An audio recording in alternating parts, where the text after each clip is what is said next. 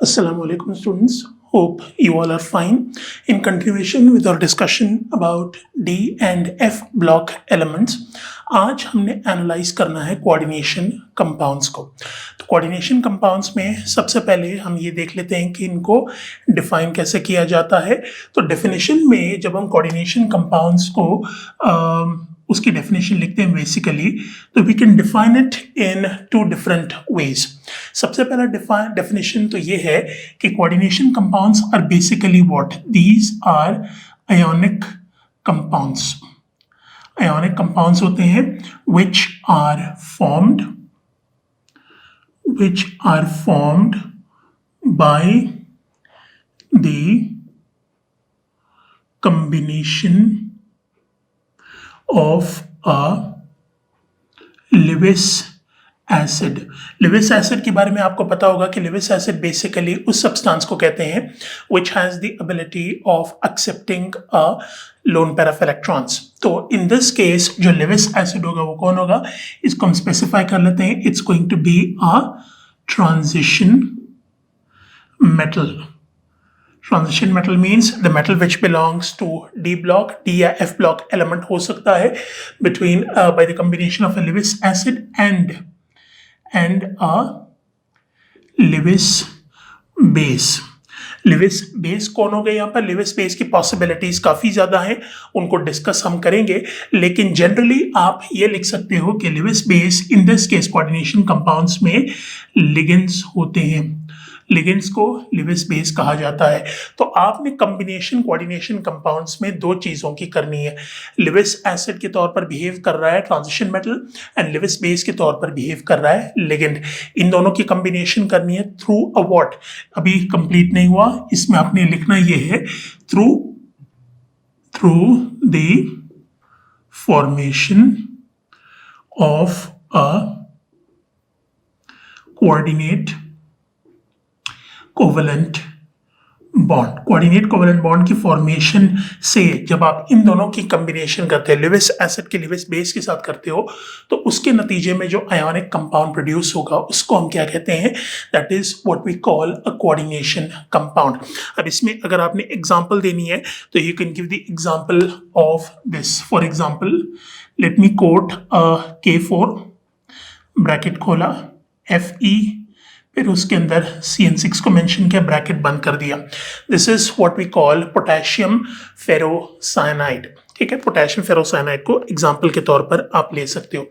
इसके बाद फिर हम क्या करते हैं, डिफाइन करने के बाद will come towards it's classification of coordination compounds.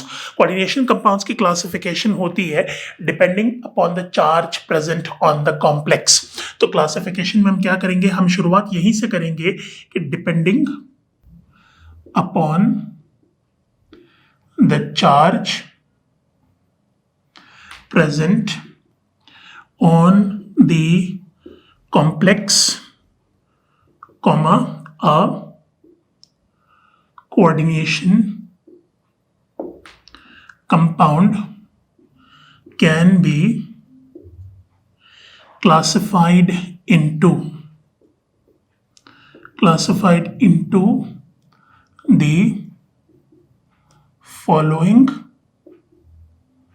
three types। तीन किस्म के कोऑर्डिनेशन कंपाउंड्स आपको मिलेंगे और इनकी क्लासिफिकेशन हुई है on the basis of the charge present on it. तो इसमें कौन कौन से हैं, सबसे पहले हम बात करेंगे किसके बारे में, will talk about cationic complexes. CATIONIC, cationic complexes वो कॉम्प्लेक्सेस होते हैं जिसमें कोऑर्डिनेशन कंपाउंड के ऊपर पॉजिटिव चार्ज होता है। ठीक है, अब इसमें आप एग्जांपल किसकी दे सकते हो, you can give the example of CO, इसके साथ NH3 है, टोटल 4 ब्रैकेट बंद करें और इसके ऊपर होगा +2 charge. So the complex basically which carries a positive charge is classified as a cationic complex. इसी तरीके से दूसरे नंबर पर हम क्लासिफाई करेंगे एनायोनिक कॉम्प्लेक्सेस को। Anionic complexes basically, as the name indicates, these are complexes which carry a negative charge। अब उसमें आप एग्जांपल इसी फेरोसाइनाइड आयन की दे सकते हो, Fe के साथ Cn नीचे 6 और इसके ऊपर टोटल होगा -4 चार्ज। तो जिस कॉम्प्लेक्स के ऊपर नेगेटिव चार्ज होता है ओवरऑल, उस कॉम्प्लेक्स को हम एनायनिक कॉम्प्लेक्स के तौर पर क्लासिफाई करेंगे। और तीसरे नंबर पर कौन आता है? Neutral complexes. न्यूट्रल कॉम्प्लेक्सेस ऐसे कॉम्प्लेक्सेस होते हैं जिसमें कोई चार्ज मौजूद नहीं होता। These are complexes which do not have any charge। अब इसमें आप क्या कर सकते हो? You can give the example of Ni के साथ कार्बन मोनोऑक्साइड 5, ठीक है, इसके ऊपर चार्ज क्या होता है? 0 होता है। निकल पेंटाकार्बोनाइल इसको कहते हैं, और निकल पेंटाकार्बोनाइल में जो कॉम्प्लेक्स होता है उसके ऊपर कोई चार्ज मौजूद नहीं होता। सो जिन कॉम्प्लेक्सेस के ऊपर कोई चार्ज मौजूद नहीं होता उनको हम न्यूट्रल कॉम्प्लेक्स कहते हैं। जिन कॉम्प्लेक्सेस के ऊपर नेगेटिव चार्ज होता है उसको एनायनिक कॉम्प्लेक्स कहते हैं, और जिसके ऊपर पॉजिटिव चार्ज होता है उसको हम कैटायनिक कॉम्प्लेक्स कहते हैं। ठीक है, तो ये तो बात हो गई किसकी? ये बात हो गई इनके क्लासिफिकेशन की। अब क्लासिफिकेशन के बाद हमने क्या करना है? We got to have a look at the components of a coordination compound. तीसरी heading, components of a coordination compound. Coordination compound के कितने कंपोनेंट्स होते हैं उसको एक एक करके हमने एनालाइज करना है। सबसे पहले हम क्या करेंगे? Will have a look eight central metal atom. Central metal atom भी हो सकता है या आयन भी हो सकता है। सेंट्रल मेटल एटम और ion, this basically would be what? This basically is the Lewis acid. Coordination complex का जो लेविस एसिड है उसको हम सेंट्रल मेटल एटम और आयन कहते हैं। तो बाय नेचर सबसे पहले तो आप ये लिख सकते हो इसमें कि सेंट्रल मेटल एटम और ion in a coordination compound behaves as a Lewis acid, means it would have the ability of accepting a lone pair of electrons. Lone pair of electrons को एक्सेप्ट करेगा। और दूसरी important बात आपने ये समझनी है कि जो सेंट्रल मेटल एटम होगा this would always be a transition metal. आपने इस पॉइंट को भूलना नहीं है। It is always a transition metal. Transition metal का मतलब this would be an element which would belong to D और एफ ब्लॉक से ताल्लुक होगा इसका। अब जैसे एग्जाम्पल के तौर पर आप क्या कर सकते हो? एग्जाम्पल के तौर पर आप निकल पेंटाकार्बोनाइल की एग्जाम्पल दे सकते हो। NiCO5 है, इसमें अगर आप सेंट्रल मेटल एटम को ढूंढोगे तो that is going to be nickel. इस कॉम्प्लेक्स के अंदर सेंट्रल मेटल एटम निकल होगा जो लेविस एसिड के तौर पर बिहेव कर रहा है, नंबर 1। और दूसरी एग्जांपल यहां पर आप कोट कर सकते हो किसकी? सिल्वर कॉम्प्लेक्स की, जिसमें Ag कंबाइन हुआ है NH3 के साथ, ये दो हैं, and it overall has a +1 charge over it. तो इस कॉम्प्लेक्स के अंदर जो सेंट्रल मेटल एटम होगा this would B silver Ag। तो Lewis acid and transition metal, ये दो खूबियां हैं, दो निशानियां हैं सेंट्रल मेटल एटम या आयन की। ठीक है, तो ये पहला कंपोनेंट है कोऑर्डिनेशन कंपाउंड का। इसके बाद दूसरे कंपोनेंट की जब हम एनालिसिस करते हैं तो उसमें हम बात करेंगे किसके बारे में? लिगेंड के बारे में। तो लिगेंड की जब हम क्या करते हैं, व्हेन वी डिफाइन या डिस्क्राइब इट, तो इसकी निशानी क्या होती है? जैसे सेंट्रल मेटल एटम का मैंने आपको कहा कि it is going to be a Lewis acid. Ligand को आप क्लासिफाई कर सकते हो as a Lewis base. It is going to be a Lewis base. Lewis base हो सकता है, और लेविस बेस होने के साथ साथ ये क्या करेगा? मतलब it has the ability of donating a lone pair of electron. ठीक है, लेविस बेस होने के नाते ये क्या कर सकता है? लोन पेयर ऑफ इलेक्ट्रॉन्स को डोनेट कर सकता है सेंट्रल मेटल एटम को। तो ये दो चीजें आपको कोऑर्डिनेशन स्फीयर के अंदर नजर आएंगी। कोऑर्डिनेशन स्फीयर इनफॉर्मली मैं आपको बता देता हूं पहले, ये जो बड़ा सा ब्रैकेट आपको नजर आ रहा है जिसके अंदर दो कंपोनेंट्स मौजूद होते हैं। कौन कौन से? सेंट्रल मेटल एटम होता है और लिगेंड होता है। इन दोनों को जिस बड़े ब्रैकेट के अंदर आप एनक्लोज करोगे उस बड़े ब्रैकेट को कोऑर्डिनेशन स्फीयर कहा जाता है। तो कोऑर्डिनेशन स्फीयर के अंदर बेसिकली आपको दो चीजें मिलेंगी, एक सेंट्रल मेटल एटम और दूसरा लिगेंड। ये दो चीजें मौजूद होती हैं। ठीक है, अब लिगेंड्स कितने किस्म के होते हैं? डिपेंडिंग अपॉन द प्रेजेंस और absence of charge on them they can be classified as molecules या आयंस। के तौर पर आप इन्हें क्लासिफाई कर सकते हो। तो ये जो लिविस बेसिस हैं ये मॉलिक्यूल्स भी हो सकते हैं and they can also be ions भी हो सकते हैं। तो ये तो मैंने उसका नेचर आपको बता दिया कि नेचर इनका ये होता है। तो depending upon what, depending upon the number of electron pairs जो लिगेंड डोनेट कर सकता है, उस बेसिस के ऊपर आप लिगेंड्स को डिवाइड कर सकते हो कितने टाइप्स में। You can divide them broadly into 2 different types. ठीक है, तो यहां पर भी हम क्या करेंगे, लिगेंड के नीचे हम इसकी हेडिंग दे देते हैं क्लासिफिकेशन की।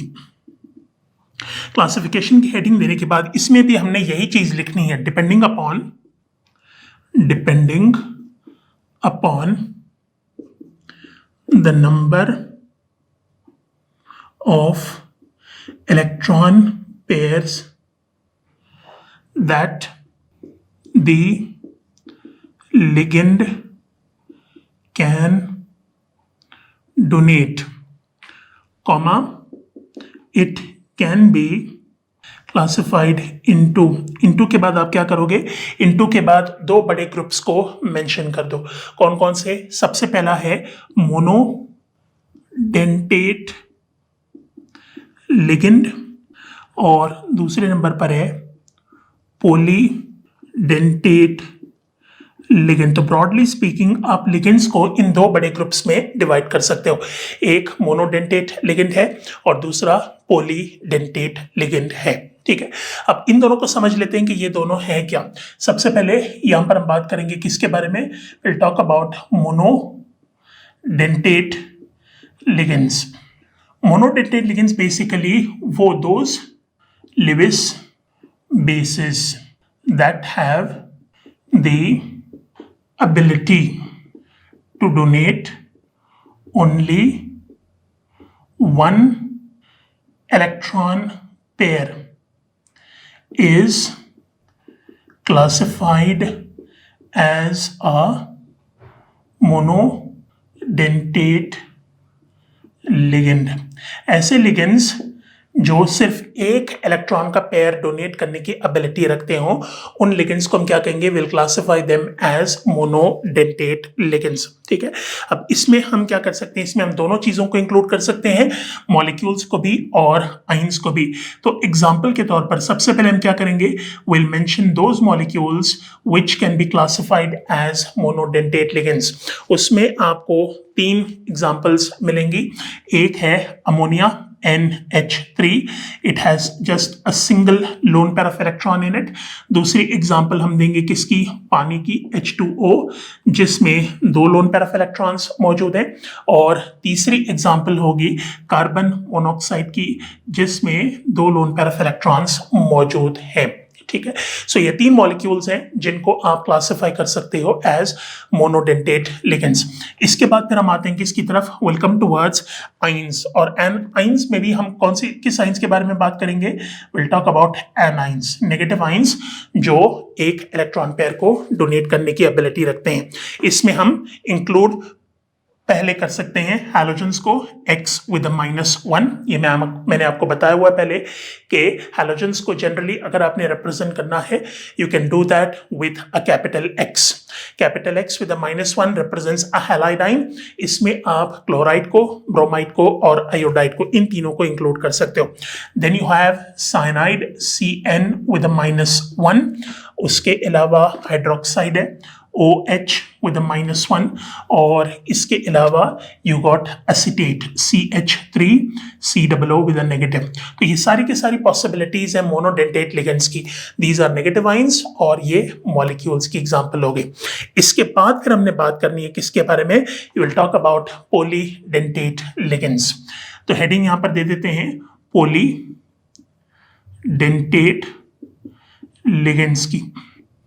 पॉलीडेंटेट लिगेंड्स में हम एग्जांपल देंगे उन लिगेंड्स के लिविस बेसिस की जिसमें एक से ज्यादा इलेक्ट्रॉन पेयर को डोनेट करने की एबिलिटी मौजूद हो। तो अगर आपने इसको डिफाइन करना है तो you can define it as Lewis bases that have the ability to donate more than 1 electron pair are called polydentate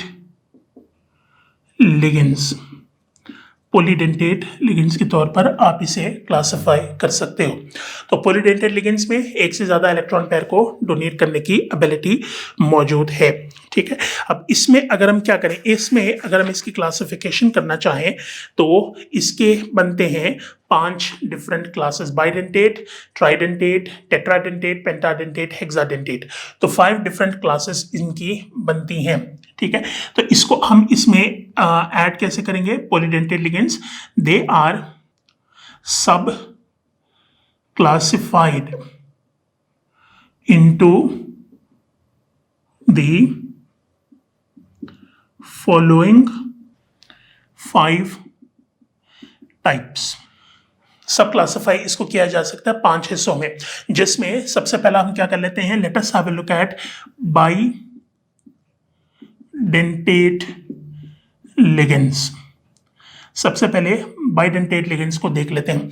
bidentate उस लिगेंड को कहा जाता है जिसमें 2 इलेक्ट्रॉन पेयर्स को डोनेट करने की एबिलिटी हो, या फिर आप ये कह सकते हो कि those Lewis basis which have the ability of forming 2 coordinate covalent bonds. अगर कोई लिगेंड 2 कोऑर्डिनेट कोवेलेंट बॉन्ड्स को बनाने की एबिलिटी रखता हो तो उसको हम बाइडेंटेट लिगेंड कहते हैं।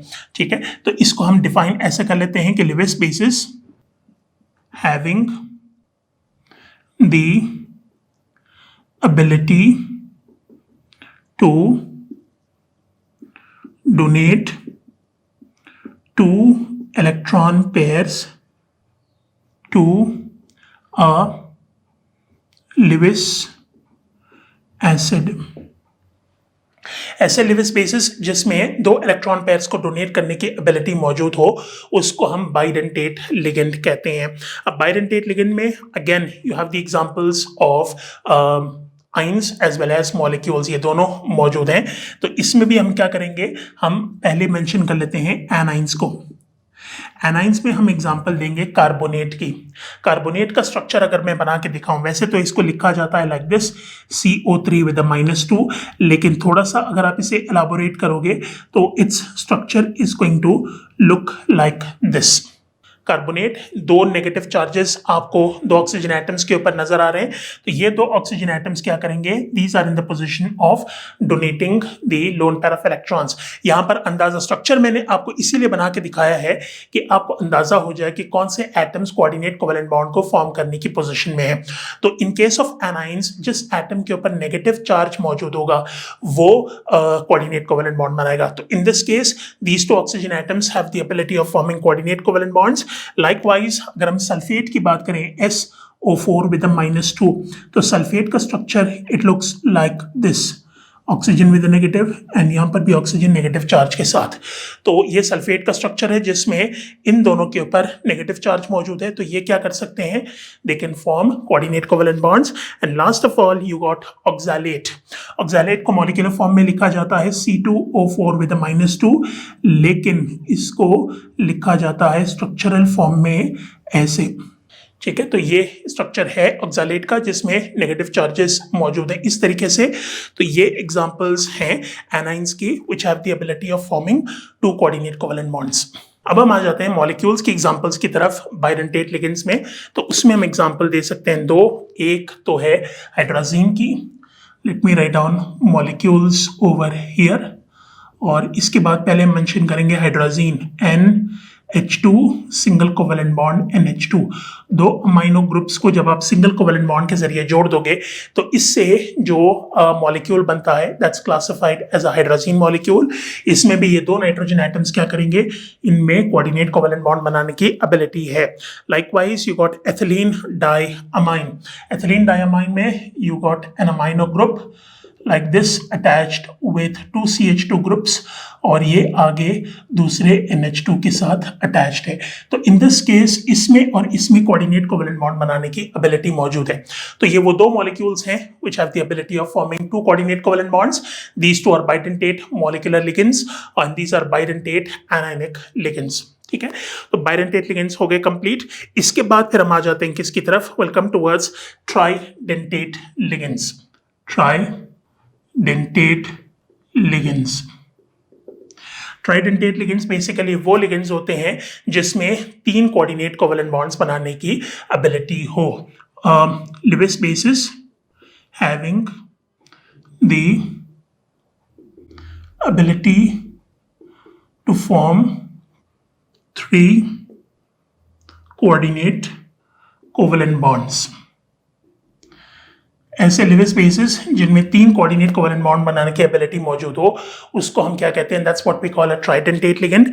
और ट्राइडेंटेट लिगेंड में आइंस में एग्जांपल आपको दी गई है फॉस्फेट की एग्जांपल। एनाइंस में हम यहाँ पर एग्जांपल दे सकते हैं PO4 विथ अ -3 चार्ज। इसमें भी आप एग्जांपल अगर आप देखोगे तो PO4 का स्ट्रक्चर दिखेगा ऐसे, double covalent bond with 1 2 and 3। It has a tetrahedral structure जिसमें इन 3 ऑक्सीजन एटम्स के ऊपर 3 नेगेटिव चार्जेस मौजूद होंगे। तो ये 3 एटम्स कोऑर्डिनेट कोवेलेंट बॉन्ड बनाने की एबिलिटी रखते हैं। And as far as molecule is concerned that will be tri diethylene ट्राइअमाइन।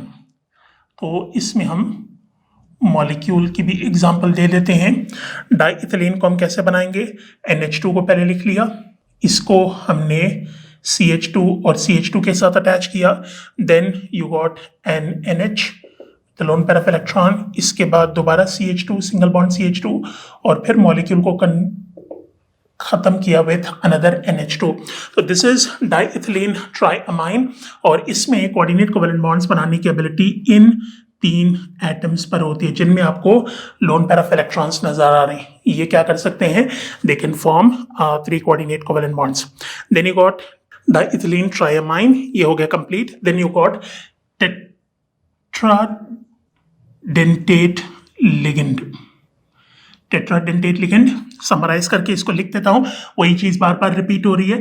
इसमें या तो ये क्या करेगा, it will donate 4 electron pairs या इसमें 4 कोऑर्डिनेट कोवेलेंट बॉन्ड्स बनाने की एबिलिटी मौजूद हो। 4 कोऑर्डिनेट कोवेलेंट बॉन्ड्स बनाने की एबिलिटी हो या 4 इलेक्ट्रॉन पेयर्स को डोनेट करने की एबिलिटी हो, दोनों का मतलब एक ही बनता है।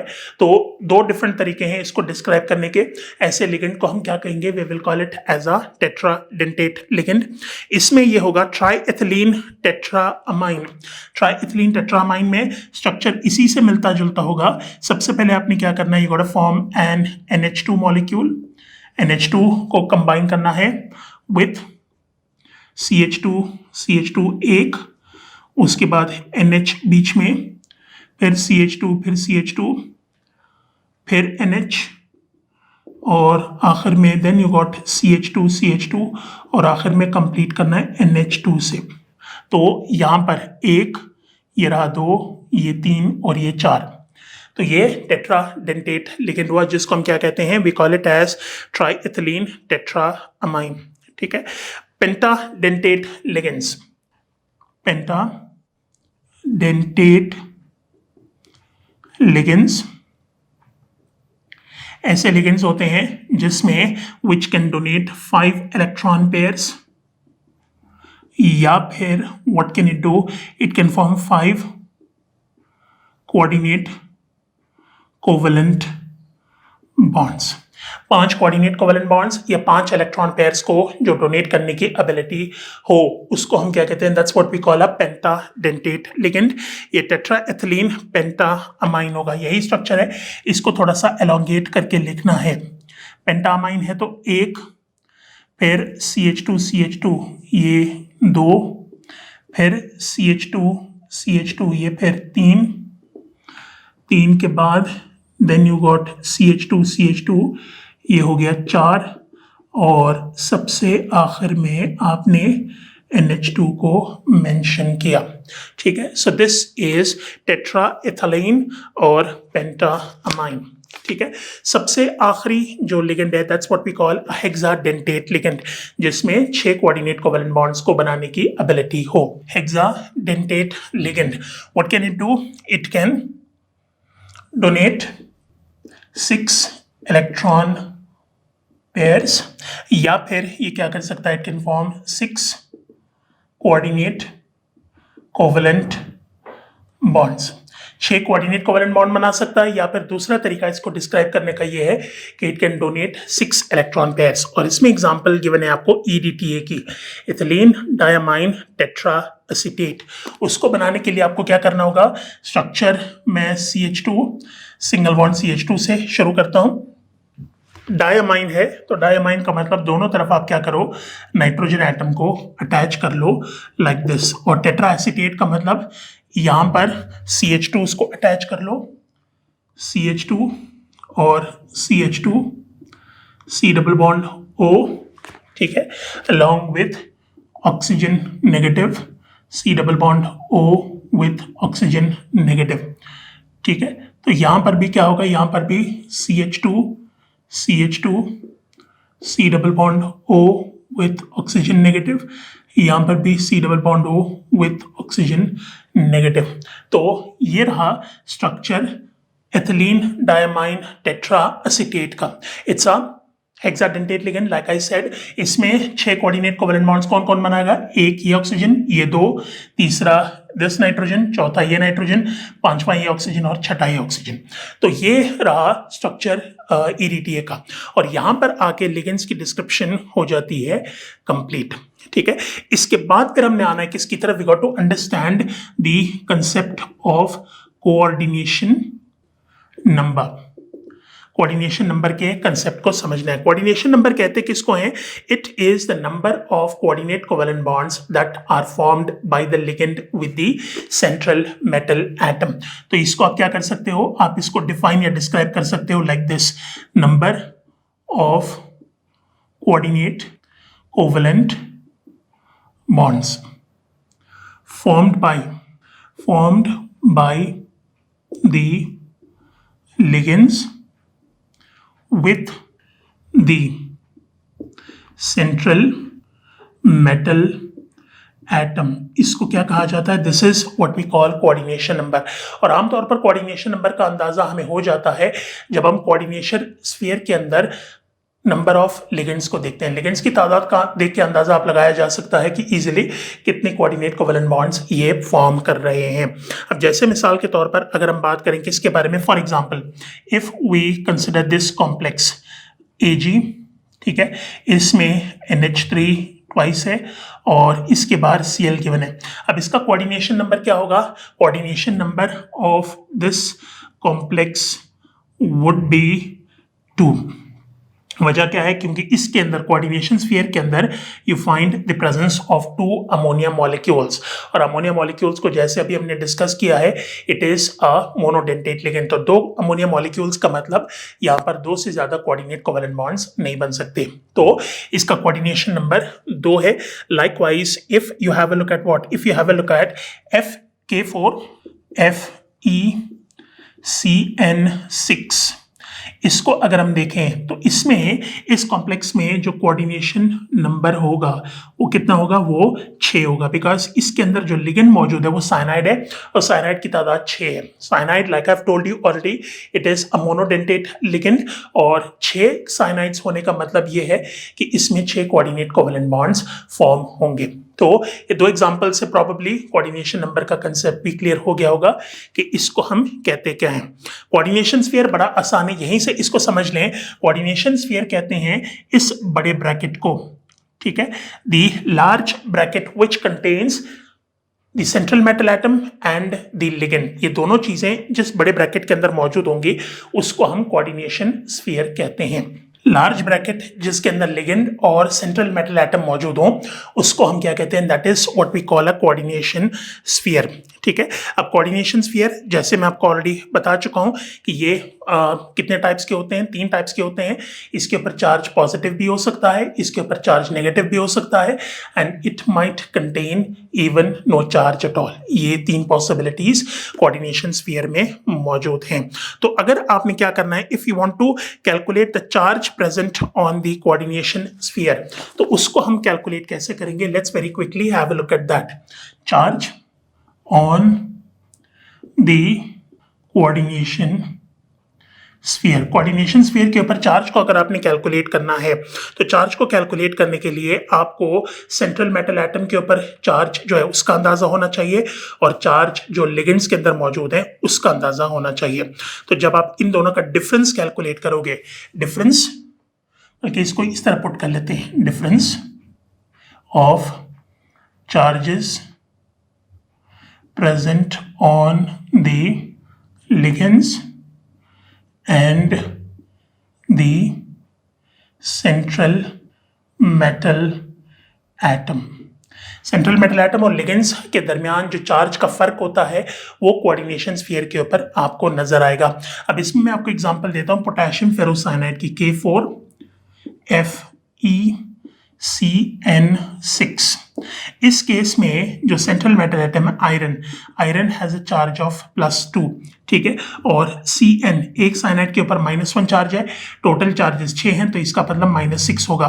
तो -6 में से +2 को अगर आप निकालोगे तो आपको आंसर मिलता है -4 which is the charge present on the coordination sphere. तो कोऑर्डिनेशन स्फीयर के ऊपर -4 चार्ज मौजूद होता है, ठीक है, जिसको कैलकुलेट करने का तरीका ये होगा। तो एक बार फिर रिपीट कर देता हूं, if you want to calculate the charge present on the coordination sphere, इसमें दो चीजों का आपको पता होना लाजमी है। एक है the charge present on the central metal atom और दूसरा है charge present on the ligand. इन दोनों का अंदाजा अगर आपको हो गया तो आसानी से आप क्या कर सकते हो, कोऑर्डिनेशन स्फीयर के ऊपर चार्ज को कैलकुलेट कर सकते हो। So that is all for today. Hopefully next time हम क्या करेंगे, will have a look at the nomenclature of coordination compounds. Till then, अल्लाह हाफिज।